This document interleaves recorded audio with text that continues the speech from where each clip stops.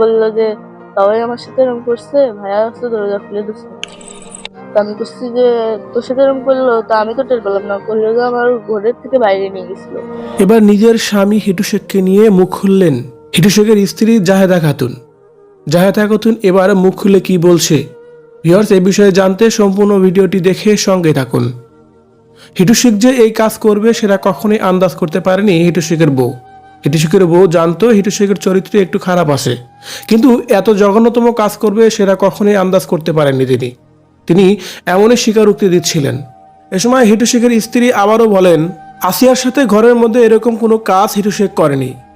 আসিয়াকে বাইরে নিয়ে আসা হয়েছিল এটা ঠিক আছে, আর ঘরের মধ্যে হলে সেটা আমরাও জানতাম। আর যখন এই কাজ হিটু শেখ করেছে সেটা তখন আমরা কখনোই কোনোভাবে জানতে পারিনি, আমরা জেনেছি সবেমাত্র সকালবেলা।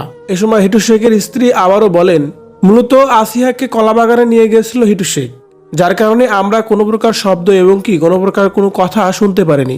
যে কলাবাগানে সর্বশেষ হিটু শেখ ও তার ছেলেরা পালিয়েছিল। অন্যদিকে তিনি বলেন এই ঘটনার সাথে তার দুই ছেলে কোনোভাবেই জড়িত না, কারণ তারা তাদের মতো ঘুমাচ্ছিল।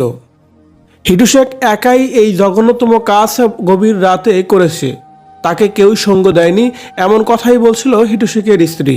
অন্যদিকে হিটু শেখ ও তার স্ত্রী ও তার ছেলে তারা সবাই জেলের ভিতরে থাকলেও হিটু শেখের একমাত্র মা নিজ বাড়িতে এসে যেন সয় সম্বলহীন হয়ে পাগলের মতো ঘুরে বেড়াচ্ছে, থাকার কোনো ঠাঁই পাচ্ছে না হিটু শেখের মা।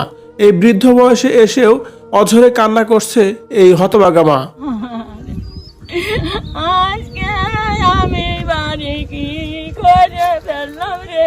তার কারণ সবাই বলা বলি করে যে হিটু শেখের মা অনেক ভালো মানুষ, কিন্তু ভালো মানুষ হলেও তার ছোট্ট একটা ঘর নেই এখন পর্যন্ত, যে ঘরে তিনি ঠাঁই নিয়ে থাকবেন, এবং কি খাওয়ার জন্য ভালোভাবে তেমন কোনো খাবারও পাচ্ছেন না এই অভাগা মা।